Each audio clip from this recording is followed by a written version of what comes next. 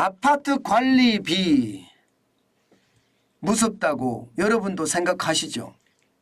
야, 이거 아파트 관리비가요, 이제 30만 원은 우습게 나와요.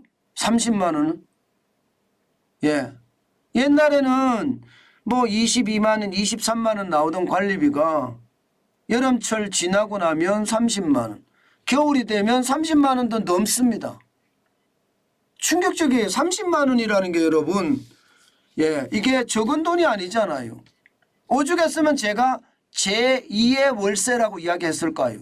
게다가 그 뒤에 폭탄이라는 말을 달았을까요? 그 정도로 말입니다. 아파트 관리비가 부담이 된다는 뜻입니다. 여러분들도 부담이 되시죠? 그 이유가 있더라고요. 그 이유가 있어요. 이게 시장이라는 게 독점이나 과점이 되면 이런 문제가 많이 발생을 하는데요. 시장이 워낙 독점 체제로 굳혀져 있습니다. 그러다 보니까 아파트 관리비는 산정 자체가 깜깜이고요. 산정 자체가 도대체 걷어서 어디에 어떻게 써지는지 정확히 알 수도 없어요. 이것을 보니까 야, 이게 독점이라는 게 진짜 무섭구나, 그런 생각 또 한 번 하게 됩니다. 여러분, 이걸 한번 보세요. 4년 새에 아파트 관리비 증가율입니다. 30% 늘어났어요. 30%. 야, 진짜 충격적이지 않으세요? 예. 그러면 단순하게 우리가 보면 물가가 30% 올랐다는 이야기가 되는 건가요? 아마 30% 올랐을 수도 있겠어요. 그런데 이 30% 올랐는데 여러분들의 벌이는 30% 올랐습니까? 여러분들의 월급은 30% 올랐습니까? 안 올랐잖아요. 그러면 월급은 그대로인데 관리비는 30%가 올랐으니 여러분들, 예, 지금 계속 적자가 나는 거예요. 저는 이게 엄청나다고 생각합니다. 실제 말입니다. 관리비를 공개하는 1,090만 가구를 기준으로 재산을 해보니까요, 2019년에 20조. 와, 적지 않죠? 엄청나죠? 2021년에 21조 7천억 원. 예, 2021년은 22조 9천억 원. 예, 2022년 작년은 24조 9천억 원이에요. 올해는 추정치가 26조입니다. 그러면 4년 사이에 30%가 늘은 거고요. 20조가 26조가 된 겁니다. 진짜 빨리 늘어나죠.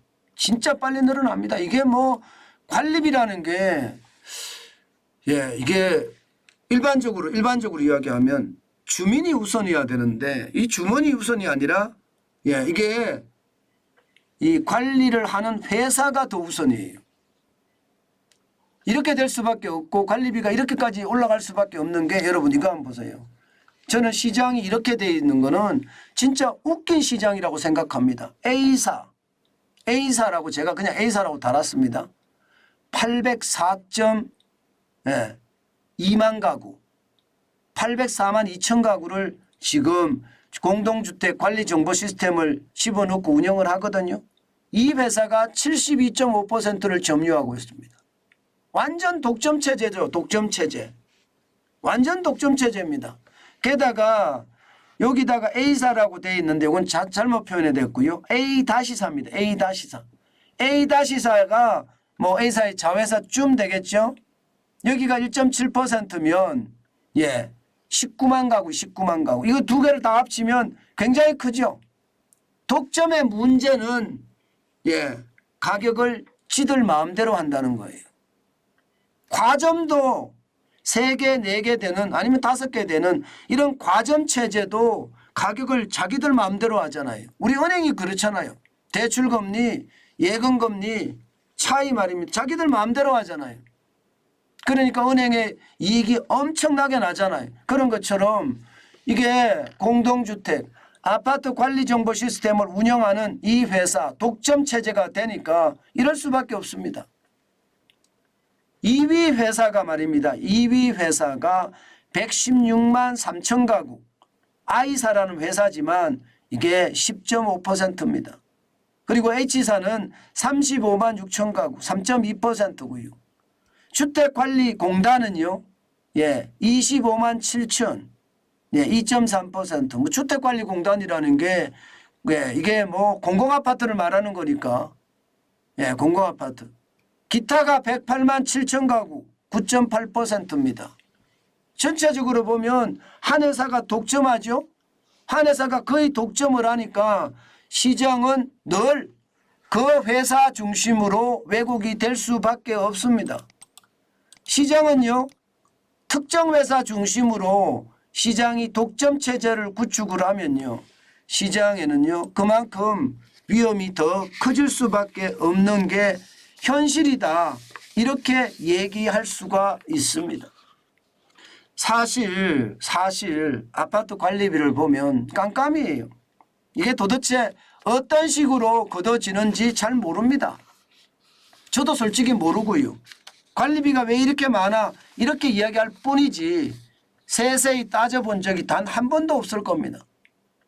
일반적으로 공동주택 관리비는요, 공용관리비, 개별 사용료, 장기수선 충당금 이렇게 세 가지로 나눠지거든요.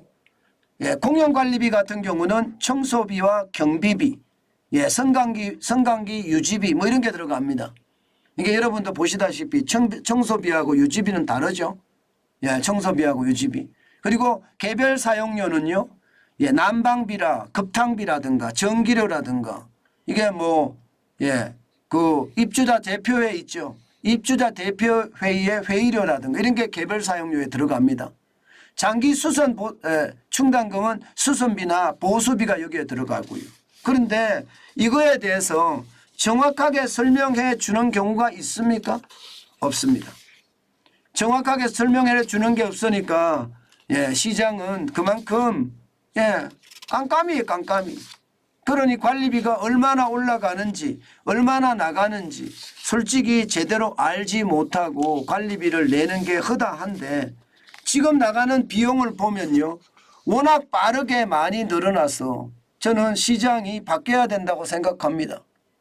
지금처럼 말입니다. 독점 구조의 시장에서는요, 결국은 이 A사의 마음먹은 대로 시장이 돌아간다는 거예요. 관리비를 4년새에 30%를 올리든 50%를 올리든 계속 올라간다는 이야기인데 저는 이것이 말입니다, 시장의 잘못된 어떤 구조라고 생각을 합니다. 아직까지 왜 이렇게 특정 회사로 몰려 있는지 그것을 잘 알지 못하지만요, 분명한 것은 실제 관리비와 관련된 분쟁이 굉장히 커진다는 거예요.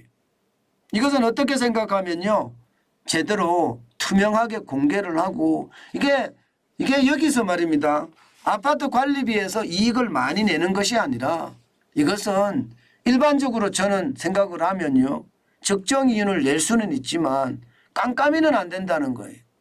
아마 여러분들도 다 겪으실 거예요. 지금 이것이 현실이라는 거. 참 충격적이죠. 4년새에 30%가 늘어났다는 건 아마 시장의 재편도 저는 있을 수 있을 거라고 생각하는데요.